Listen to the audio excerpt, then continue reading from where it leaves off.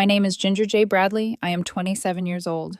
I wasn't even fully awake when the screaming started. It was my sister's voice first, sharp and high, echoing down the hallway before my eyes could open all the way. My body felt like it had been filled with wet sand, heavy, unresponsive. My mouth was dry, my head throbbed, and my chest felt tight in a way that had nothing to do with the accident. I couldn't tell if it was morning or night. The fluorescent lights above me offered no clues, only a dull, humming blur. The last thing I remembered clearly was the sound of metal folding in on itself, my car spinning, a stranger yelling that help was coming. Then sirens. Then nothing. Now I was here, tangled in wires, one arm wrapped in a sling, my leg braced, bruises blooming across my ribs like something trying to surface. My sister, Tessa, stood at the edge of my bed as if she were inspecting damage she didn't believe was real. My mother went straight to the chair by the window, already scrolling through her phone like this was an inconvenience she planned to wait out. Neither of them asked how I felt. Neither of them touched me. "So dramatic," Tessa said, glancing at the machines and then back at me. "You totaled your car for what? A few cracked ribs and a sprain. That thing was junk anyway." She smiled like she'd made a clever joke. My mother chuckled softly without looking up. I stayed still. My throat burned too badly to speak, and honestly, I didn't trust myself to say anything that wouldn't make things worse. I had learned a long time ago that silence was safer around them. Tessa leaned closer, eyes flicking to the monitor. "This beeping is annoying," she said. "Honestly, you always fake being sick. You've been doing it since we were kids." Before I could process what she was doing, her hand reached out and yanked the cord free. The screen went dark. The room fell silent in a way that felt wrong. Final. I didn't move. I didn't scream. I was too tired, too hurt, too used to being dismissed to even react. A strange thought crossed my mind then, quiet and terrifying. Maybe this is how people lose their minds. Not loudly, not all at once, but slowly when no one believes them. What none of us realized was that the door to my room hadn't fully closed. The nurse stepped in calmly, her face unreadable, but her eyes sharp. She didn't raise her voice. She didn't argue. She simply said, "You're not leaving. I've called the police." Tessa went pale like she'd been dumped in cold water. My mother's mouth opened, then closed again. Then came the excuses. She didn't mean anything by it. She was just upset. It's been a stressful week. The nurse didn't respond. She reconnected the monitor, checked my IV, and stepped back into the hallway. I could hear footsteps already moving fast, radios crackling. Tessa started pacing. "You're making this into a thing," she said. "She's fine. Look at her." I couldn't answer. My chest felt like it was caving in, and I couldn't tell whether it was from the accident or from being trapped in the same room with them. 10 minutes later, 2 police officers walked in. 1 woman, 1 man. They spoke to the nurse first, then to me. The female officer asked if I felt safe. I didn't respond. I didn't have to. That was enough. They told my sister and mother they were being detained for interfering with medical equipment and threatening a patient under hospital care. I watched both of them stumble over their words, deny everything, blame each other, and finally go silent as security escorted them out. The door clicked shut behind them. And for the first time since the crash, I didn't feel like I was the problem. I thought the worst part would be watching them get escorted out like criminals, but the relief didn't last long enough to settle into my bones. The moment the door clicked shut, the room felt bigger and emptier, and for a few minutes I just lay there listening to the monitor beep again like it was trying to convince me I was still safe. My hands trembled under the blanket. Not because I was cold, but because my body was finally catching up to what almost happened. I stared at the ceiling and tried to slow my breathing, and it hit me all at once that if the nurse hadn't been standing outside, if she hadn't heard the cord rip free, there would have been no witness. Just me, flatlining in silence while my sister stood there pretending it was nothing. A different nurse came in not long after, older, kinder eyes, the kind of calm that comes from seeing too much to be surprised by anything. She adjusted my IV, checked my vitals, and asked if I wanted a social worker. I didn't answer. I didn't know what I wanted. I knew what I didn't want, though. I didn't want them back in that room. I didn't want my mother's voice telling me I was overreacting. I didn't want my sister's smirk hovering over me like I was a problem she couldn't wait to solve. About half an hour later, a doctor walked in who wasn't the rushed ER resident who stitched me up. This one moved slower, more deliberate, as if she had already read my entire life between the lines of my chart. Her name tag read Dr. Connor. She asked if I was in pain. I said I was fine, mostly because fine was the easiest word to give when you're too exhausted to offer anything more complicated. She pulled up a chair, and the way she sat told me she didn't come in here to talk about bruises. She told me something I hadn't expected at all. Apparently, what happened with the monitor wasn't the first time my sister had been flagged for inappropriate behavior in the hospital. While I'd been unconscious, Tessa had tried to access my chart by claiming she was my primary emergency contact. She was denied, but came back later and tried again with a different nurse. When that didn't work, she changed tactics. She started telling staff I had a long history of attention-seeking behavior. She tried to convince them I was exaggerating symptoms. She suggested my pain medication was unnecessary. Dr. Connor's voice stayed steady while she explained it, but I could hear the edge beneath it, like even she was struggling to keep professional distance. Then she mentioned my mother. She had been recorded on hospital cameras multiple times, rolling her eyes, making faces behind the nurses' backs, mocking the way I was breathing. Small gestures that would sound petty if you describe them out loud, except petty becomes dangerous when you're the one lying in a bed unable to defend yourself. The hospital had documentation. Witness statements, timestamps.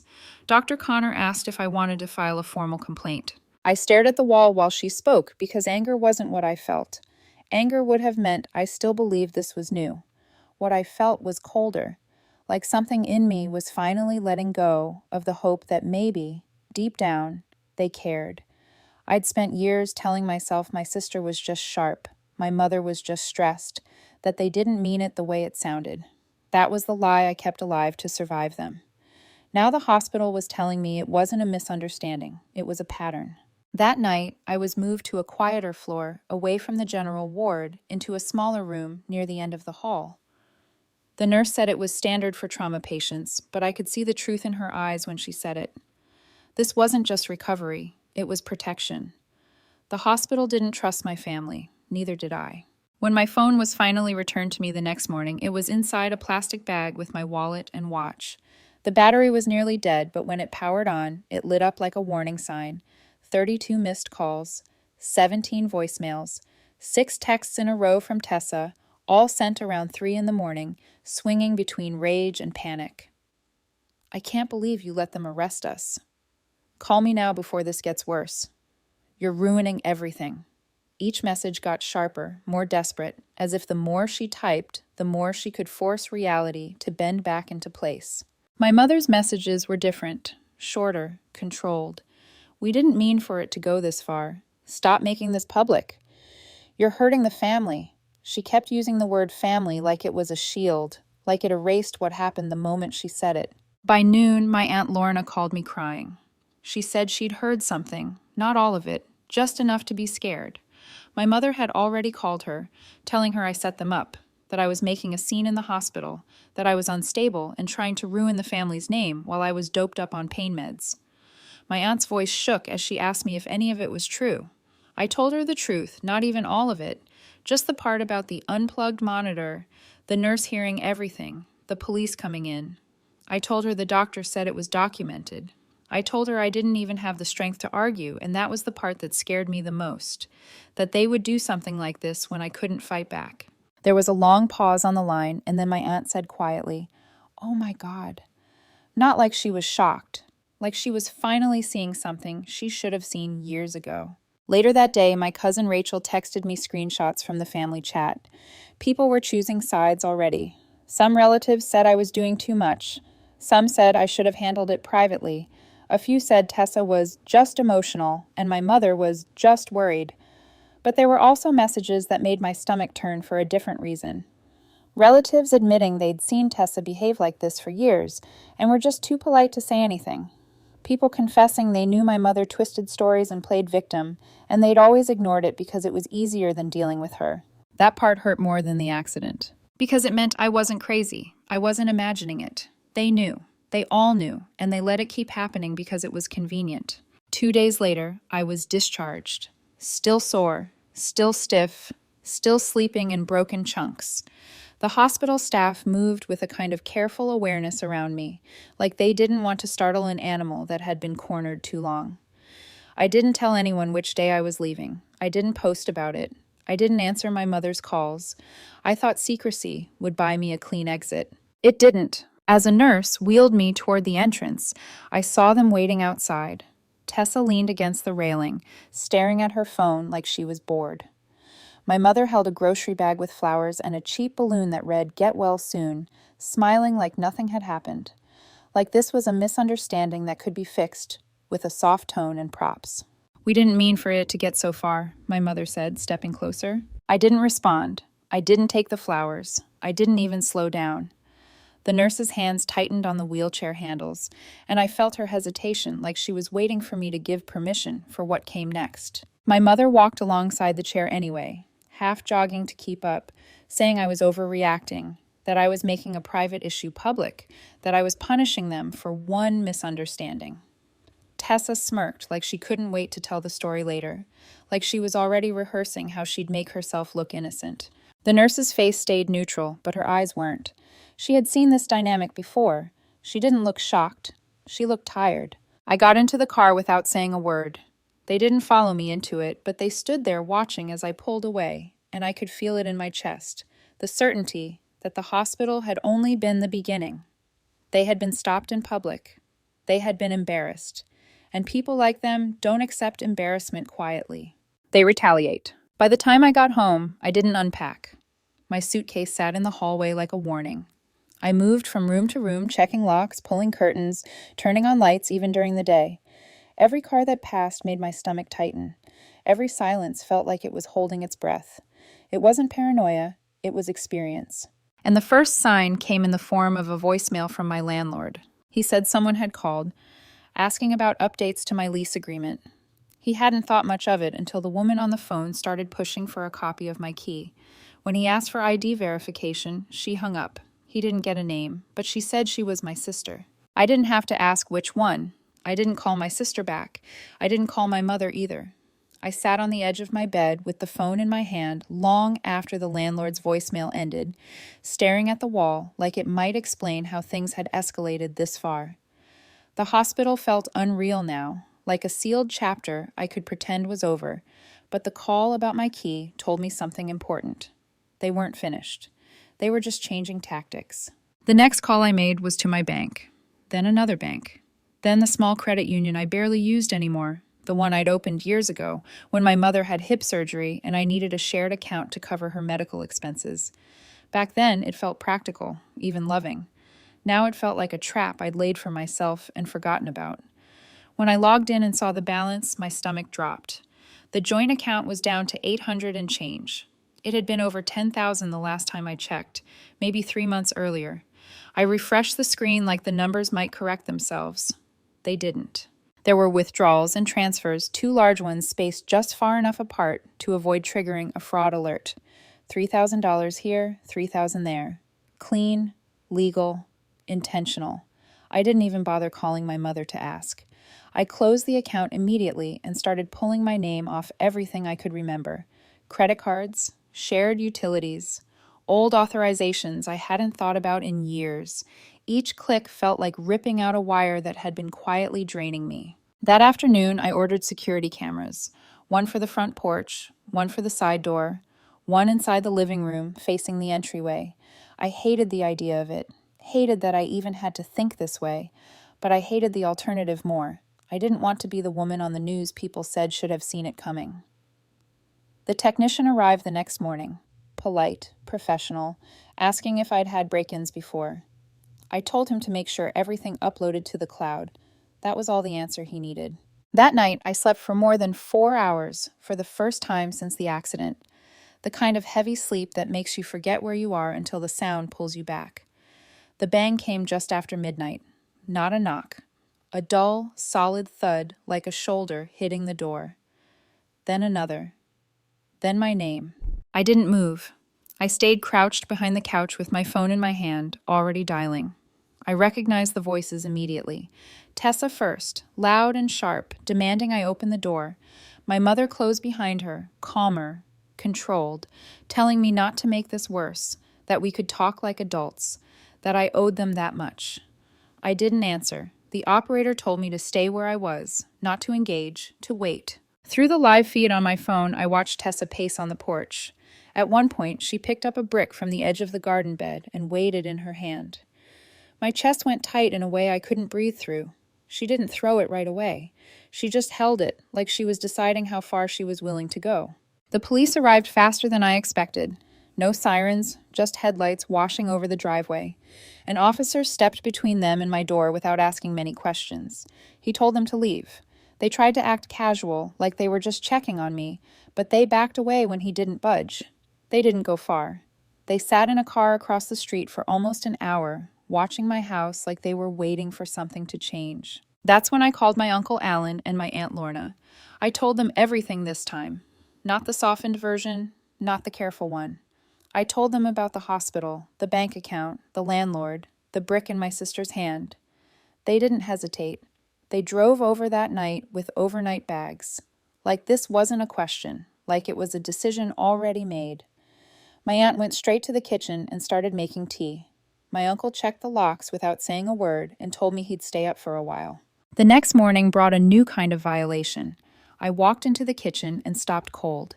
The cabinet door hung crooked from one hinge, every dish inside shattered across the floor. It wasn't an accident. The window above the sink was forced open just enough to let in a hand or a tool. My aunt swept in silence while my uncle examined the frame, his jaw set in a way I'd never seen before.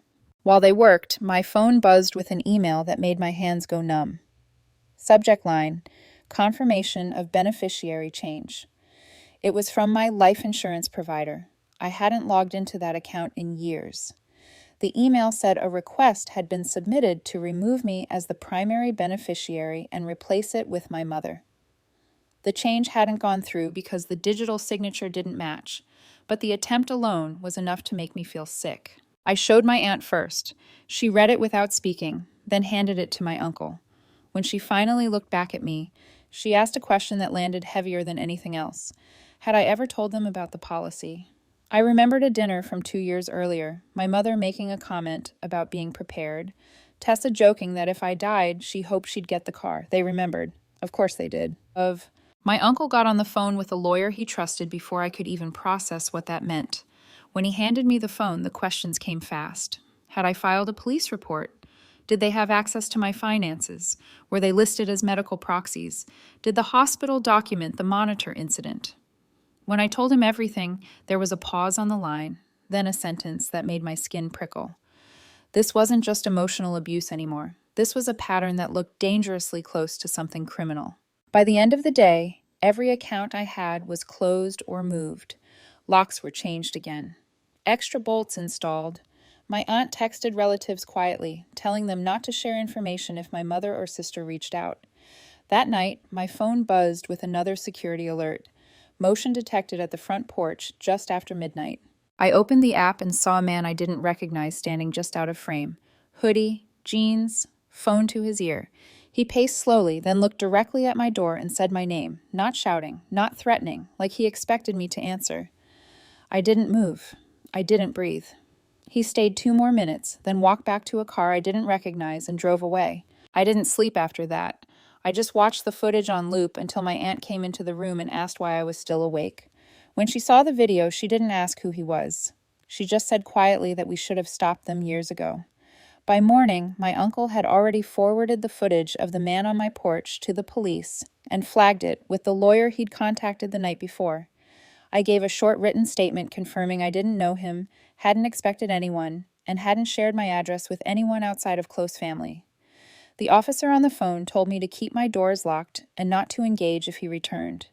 It didn't feel like a plan so much as a pause, but my uncle had something else in mind. He called a meeting, not with the people causing the chaos, but with the ones who mattered.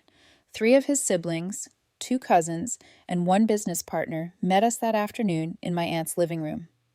I sat on the edge of the couch, wrapped in a blanket that still smelled like hospital disinfectant, while my uncle laid everything out piece by piece.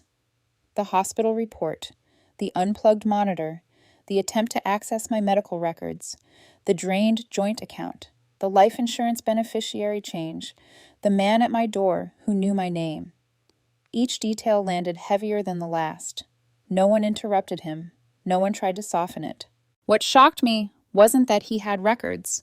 It was that he wasn't the only one. My cousin Abby admitted my mother had called her days earlier, asking if she knew how much I might have inherited from our grandfather. There was no inheritance, just assumptions, but hearing it said out loud made my stomach twist. Someone asked if we thought the man on my porch had been sent to scare me. I said I didn't know, only that he looked calm, too calm. That was when the room went quiet. My uncle didn't raise his voice. He didn't dramatize. He simply made a few calls. By evening, the process had started to remove both my mother and Tessa from the family business account, an LLC they had no real role in, but still collected dividends from. He also froze the small trust our grandfather had set up for family emergencies, the one they'd dipped into for years using guilt and stories about needing help. He told me to stop worrying, that it was being handled, but I could see the strain in his face. He knew this wouldn't end cleanly. He was right. That night around 8:45, they showed up again. No warning, no apology. My mother held a folder like it proved something. Tessa pushed past the threshold before anyone could stop her. They weren't there to talk. They were there to reclaim control. My mother accused me of poisoning the family, of exaggerating everything to play the victim. Tessa knocked over a lamp and said I was turning everyone against them. When my aunt told them to leave, my mother snapped that she was just trying to take my money too. That was when my uncle stepped forward. He didn't shout. He didn't threaten. He said one sentence, calm and clear, loud enough for everyone to hear. If you say one more word, I will have you cut out of every remaining contract, every asset, every dollar tied to this family. My mother froze. Tessa opened her mouth, then stopped when my uncle raised a finger and said, "No more. We're done protecting you from yourselves." He turned to me and asked a question no one had ever asked me before. "Do you want them here?" I said no. And for the first time in my life, someone listened. They were told to leave or the police would be called again. My aunt stood between me and the door until they backed out. No screaming, no tears, just two people realizing the one thing they valued most, access, was gone. That night, I slept on the couch while my aunt made tea and my uncle changed the locks again, even though they'd never had keys. I stared out the window for a long time, not because I expected them to return, but because I finally believed they might not. The fear didn't vanish overnight. Even after they were gone, even after the locks were changed and the house finally went quiet, my body stayed braced like something else was coming. Safety felt temporary, like a thin sheet stretched over something fragile. I slept, but lightly. Every sound outside made me open my eyes. Every vibration of my phone sent a jolt through me before I even looked at the screen. The next morning, while my aunt made coffee and my uncle checked in with the lawyer again, I did something I hadn't allowed myself to do before. I opened my laptop and started looking up apartments in other cities. Not nearby ones, not places my mother might accidentally pass through. Quiet cities, smaller ones, places where no one knew my last name and no one had expectations of me. I didn't tell anyone I was doing it. Not yet. Just scrolling felt like a form of breathing. By the end of the week, the restraining order paperwork was filed. The hospital documentation was attached. Police reports were cross-referenced. My lawyer explained it all in calm, careful language, but the meaning underneath was unmistakable. What happened to me wasn't just family drama. It was a documented pattern of interference, intimidation, and attempted control. Seeing it written that way made something inside me ache. Not because I wanted them punished, but because I finally understood how serious it had always been. A few days later, my uncle sat me down and asked a question I didn't expect. "Do you want to stay here," he said, "or do you want to leave?" He didn't frame it like a test or a suggestion. He framed it like a choice I was allowed to make. I told him I wanted to leave. We didn't make a big announcement. There was no group message explaining anything. No social media post. No goodbye tour. Early one morning, before the sun was fully up, I packed one suitcase with the things I couldn't replace. Everything else was donated, sold, or left behind. My uncle drove ahead with a rented trailer, carrying a few pieces of secondhand furniture we bought quickly. My aunt followed in her car with blankets, snacks, and a thermos of coffee like we were going on a normal road trip. We weren't. It felt closer to an evacuation. The apartment was 2 hours away. Small, older, not charming, but it had working locks, quiet neighbors, and a layout that didn't echo with memories. That was enough. The first night, I sat on the floor with my back against the wall and listened to the building settle. No yelling, no footsteps outside my door, no voices saying my name like they owned it. I didn't sleep much at first. The silence was too clean, too unfamiliar. I kept my phone face down, waiting for something bad to happen. Nothing did. Days turned into weeks. I started going for short walks around the block, then longer ones. I bought a small table and 2 chairs from a thrift store. My uncle helped hang blackout curtains. My aunt filled my pantry like I was moving into a dorm room, labeling containers, and pretending not to notice when I got quiet. They visited often, but never pushed.